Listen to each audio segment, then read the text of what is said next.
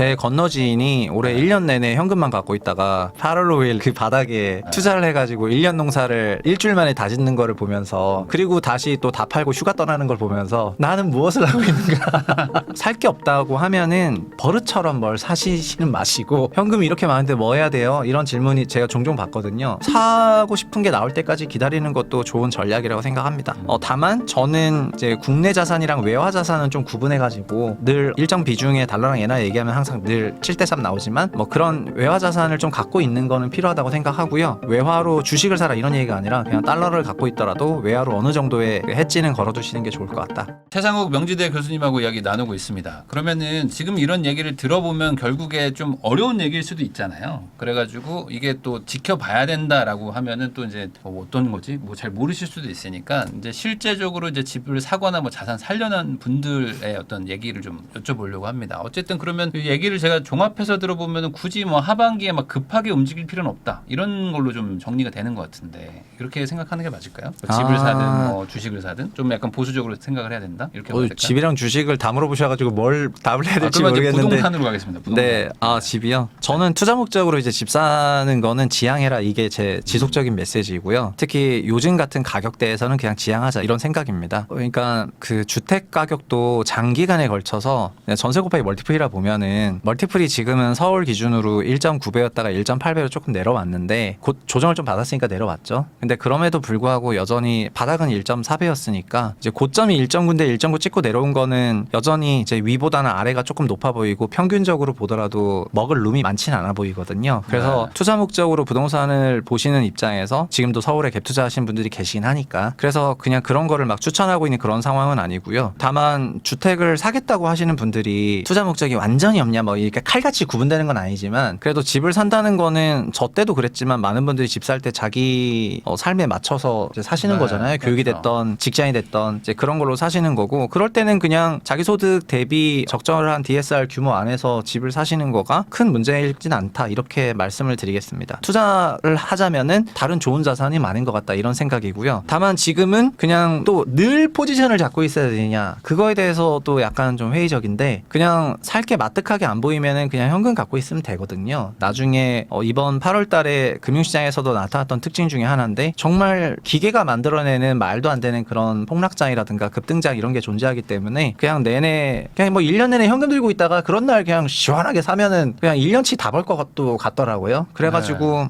늘 포지션을 갖고 있어야 되는 게 지금처럼 알고리즘 장에선 좀 더 위험할 수도 있다 이런 생각이고요. 금융 부분에서. 그리고 부동산은 그냥 뭐 자기 필요에 의해서 한 채가 됐던 두 채가 됐던 그렇게 사신다면은 그거는 이제 그분한테 그냥 그건 어쩔 수 없다 이렇게 생각하고요. 다만 과거처럼 부동산을 많이 이렇게 막 포지션 늘려가면서 지방으로 막 채수를 늘려서 막 이런 너무 낙관에 기대해가지고 사시기에는 마켓 환경이 조금 바뀐 것 같다 그렇게 말씀드리겠습니다. 결국에 뭐 투자성을 고려를 안 하더라도 어쨌든 자산을 뭐 지킨다는 개념으로 또 볼 수도 있잖아요. 그러면은 결국에 또 똘똘한 한 채 뭐 이쪽으로는 당분간 갈 수밖에 없다. 네, 저는 사실은 이제 막 먼 미래를 좀 끌어오는 성격이니까 이제 막 피크아웃이라고 생각해가지고 제 부동산 포지션을 다 이제 정리를 했는데 근데 그럼에도 불구하고 많은 분들이 다 저를 따라하거나 막 저처럼 막 사시던 집도 뭐 처분하면서 이제 하시는 것까지 하시라고 제가 말은 못 하겠고요. 근데 그거는 네. 저기 교수님이 주식 포지션을 하실 수 있으니까 그렇게 하는 거잖아요. 어찌 보면은 부동산 네. 대신에 주식으로 맞아요, 내가 맞아요. 할 수 있기 때문에 이렇게 하신 거지 주식 투자도 못하는 분들도 있잖아요. 네. 그런 분들이 이렇게 하기는 또 어려울 수 있는 맞아요. 거니까. 그래서 그냥 막 저 따라 하시라는 그런 말은 아니고요. 다만 이제 너무 무리하지는 않았던 게 저희 특징 중에 하나니까 저는 진짜 가격이 싸다고 생각했을 때 이게 올라갈 만한 이유가 공급 측면에서 당시에 충분했었기 때문에 그때부터는 적극적으로 취득을 했었지만 20년 말 정도 됐을 때는 뭐 충분히 비싼 가격이었고 지금은 그때보다는 4년 지났으니까는 20년 말 가격이 그 당시만큼 비싼 가격은 아니겠죠.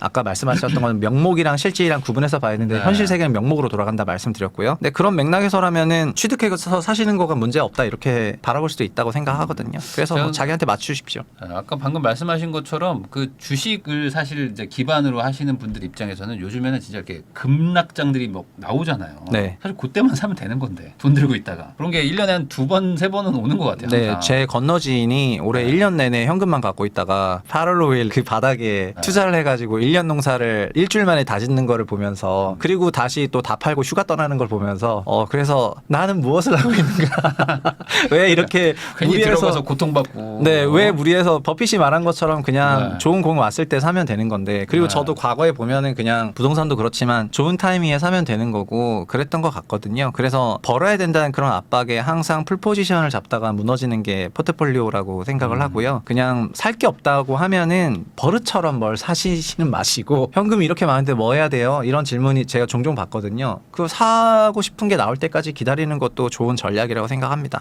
다만 저는 이제 국내 자산이랑 외화 자산은 좀 구분해가지고 늘 일정 비중의 달러랑 엔화 얘기하면 항상 늘 7대3 나오지만 뭐 그런 외화 자산을 좀 갖고 있는 거는 필요하다고 생각하고요. 외화로 주식을 사라 이런 얘기가 아니라 그냥 달러를 갖고 있더라도 외화로 어느 정도의 해지는 걸어두시는 게 좋을 것 같다. 그러니까 결국에 이제 부동산을 안 사더라도 뭔가 다른 자산을 뭐 가지고는 있어야 되잖아요. 외화 자체도 자산인 거잖아요. 어찌 보면 우리나라 한국인들 입장에서는 네. 그런 걸로 좀 분산을 해야 된다. 그리고 실수요자분들은 어쨌든 지금 청약 제도가 과열이라고는 하지만은 88 부동산 대책의 핵심이 결국 공공청약 늘려주는 거잖아요. 다 분양가 상한제로 나올 예정이고 이러다 보니까 올해 말 내년까지 염두에 둬가지고 청약 좀 준비를 하시는 게 좋을 것 같습니다. 그래서 점수가 됐던 뭐가 됐던 이제 그런 청약 준비를 하시고 그런 거를 꾸준히 공부하시고 자기 어디 특공이라든가 어디 일반 공급이 넣어야 될지 또 몇 점 정도가 지금 어느 지역에 몇 점 정도가 당첨이 됐고 경쟁이 어떻게 나오고 있는지 그리고 앞으로 공급할 지역들이 3기 신도시에서도 조기 착공이 있고 이런 부분들이 있으니까 그런 것들 대비하시면 좋을 것 같습니다. 그러면은 해외 부동산 쪽은 어떻게 보세요? 해외 부동산은 좀 한국하고는 어쨌든 뭐 다른 개념으로 또 네. 돌아가는 것도 있으니까 네. 굳이 뭐 인구 감소 이런 거에 대해서 뭐 고민 안 하는 지역들도 많고.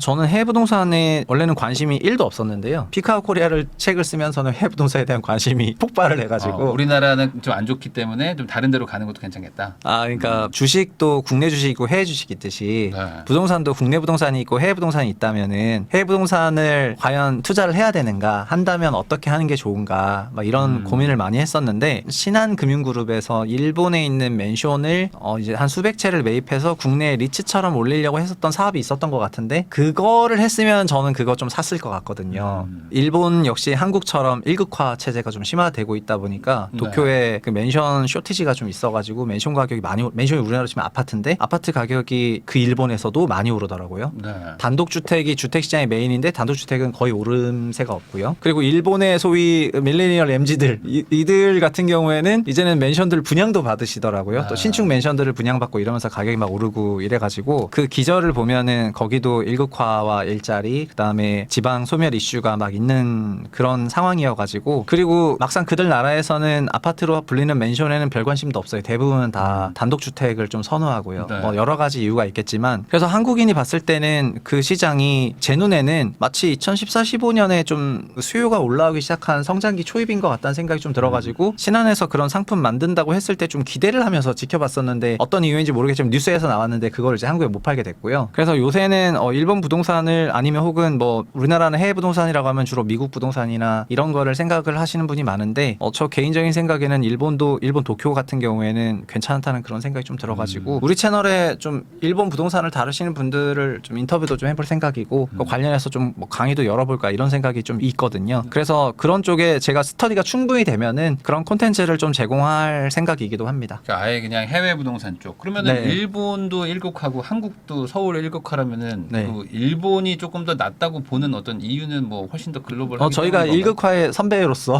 네.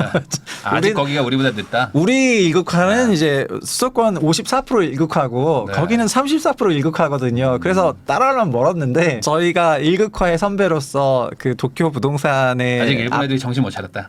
더 세질 건데. 약간 이런 느낌인 거구나. 맞아요. 거기도 지금 난리인데 거기는 어쨌든 그럼에도 불구하고 출산율이 1.2명대가 아직 나오니까 감을 못 잡았다. 예, 맞아요. 거기도 일국화가 심화가 되면은 한국의 그 어떤 여러 가지 지금 모습들이 거기 거다. 많이 비춰질 것 같습니다. 그래서 그래서 어느덧 우리가 선배가 돼버렸네요. 네, 맞아요. 그래서 전 일본만 하더라도 뭐 오사카, 나고야 등등 많은 대도시들이 있지만 네. 무조건 도쿄고 도쿄의 강남 같은 네, 자리에 그냥 정말 타워맨션. 무조건 도쿄고 네. 그리고 우리나라도 한국도 외국인의 서울 주택 매수세가 없진 않지 않습니까? 네. 근데 한국인으로서 외국인 집중 거주 지역을 좀 비선호하는 그 심리가 있는데 문화적으로 완전히 동질화가 안 됐으니까 일본도 그런 배타성이 없지 않아 가지고 외국인들이 거주하는 그런 지역에 비선호 심리가 있는데 제가 이제 일본 부동산에 관심이 생겼던 거는 2015, 16년에 열심히 레포트 쓸 때도 일본의 기업형 임대주택도 많았고 일본은 주택 관리해주는 회사가 많더라고요. 네. 그러니까 제 주변에 꼬마 빌딩 사가지고 하루 종일 그 건물 건물 정리 및 청소 임대차 관리 네.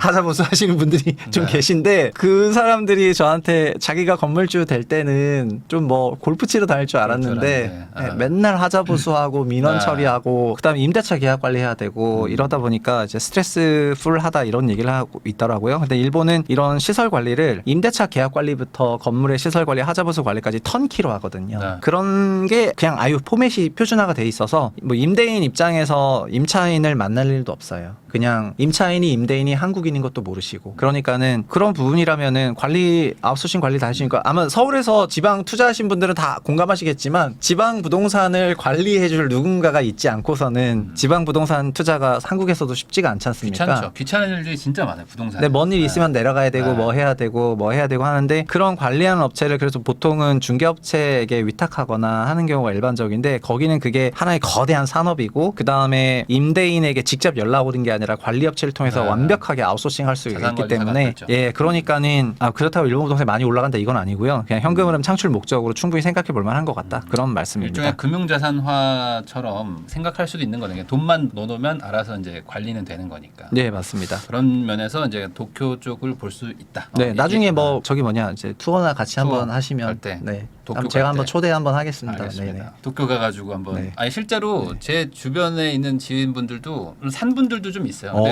좀 몇 년 전에 산 분들은 돈을 많이 벌었고 네, 이제 그럴 것 좀 같습니다. 살려고 하시는 분들도 좀 있고 왜냐면은 이제 일본에 하나 가지고 있어가지고 나쁘지 않겠다라고 생각하시는 분들이 좀 있는 것 같아요. 그러니까 그런 것 실거주도 나중에 할 수도 네. 있을 것 같고 일본 자주 갈 수도 있을 것 같고 뭐 이런 생각에. 네 그런 것 네, 같습니다. 그런 것도 있는 것 같아서. 네, 그러면은 뭐 부동산이나 아니면 뭐 해외 부동산 뭐 이런 것들에 대해서 지금 뭐 관심이 뭐 없다. 그럼 아까는 약간 좀 현금을 가지고 있으라 이렇게 얘기는 하셨지만은 사람 특성상 이제 현금 말 그대로 원화를 들고 있는 거는 너무 불안불안하잖아요. 막 계속 뭐가 막 올라간다고 하니까. 그러면 뭐라도 하나 좀 사야 될 텐데 그게 어떤 게 좀 있을까요? 예전에 뭐 채권 사라 이런 얘기도 많았었는데. 제가 생각하는 그냥 전 세계 1등 자산은 그냥 미국 주식인 것 같은데요. 그래서 소위 장기적으로 투자를 할 거면은 그냥 미국 주식을 그냥 지수로 사는 게 좋을 것 같습니다. 조금 빠지든 오르든 뭐 그냥 네, 계속. 네. 네네. 근데 저는 레버리지 ETF를 추천은 안 하고요. 레버리지까지 쓸 필요는 전혀 없어 보이고 그냥 지수 ETF만 사시면 될 것 같고요. 미국 주시장은 장기적으로는 연율 10%는 계속 냈기 때문에 7년이면 더블 나거든요. 그래서 직장 생활 하시는 분들이 만약에 30세에서 시작을 한다 했을 때 50세가 되면은 7년 동안에 그 투자한 돈들이 8배가 올라가 있을 거거든요. 그래서 8배 올라가고 하면은 물론 수익률이 더 좋으면 더 높겠지만은 실제로 전업으로 주식을 하시는 분들도 거의 타겟이 월에 2%, 연 24%인 경우가 많거든요. 그거는 네. 3년에 더블이 난다는 거가 돼요. 그럼 3년이 더블이면 10년에는 8배가 난다는 거니까 그거는 결코 작지 않은 건데 이제 주식을 하시면서 보통 내일 상한가를 가길 바라시는 게 많으니까 네. 이제 이런 게 아닌 것 같고 그래서 그냥 지수 ETF를 잘 꾸준히 사시면 좋아 보이기는 해요.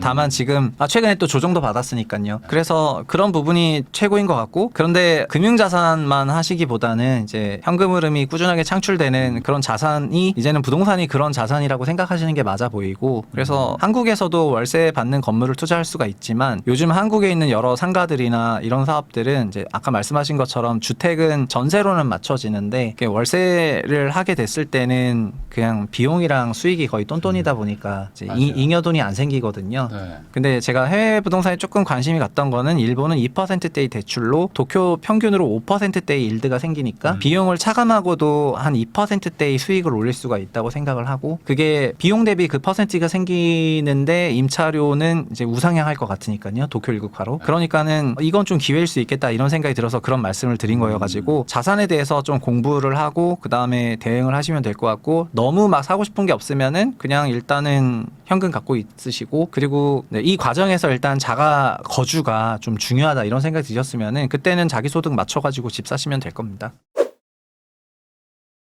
오늘은 이제 명지대 교수님이 되신 이제 최상욱 대표님을 모시고 24년 하반기 뭐 부동산 전망부터 금리 인하 그리고 이제 어떤 투자를 또 해야 될지 사실 이런 상승기나 뭐 이렇게 되면은 막 마음이 다시 또 조급해지고 막 그러기도 한데 사실 이 투자라는 건 아주 이성적으로 숫자를 보고 또 판단하는 것도 또 중요하다는 얘기도 다시 한번 해주신 것 같습니다. 귀한 시간 내주셔서 시청해주신 거 다시 한번 감사하다는 말씀 전하면서 저도 이제 교수님하고 인사 나누도록 하겠습니다. 오늘 나와주셔서 감사드립니다. 네, 감사합니다.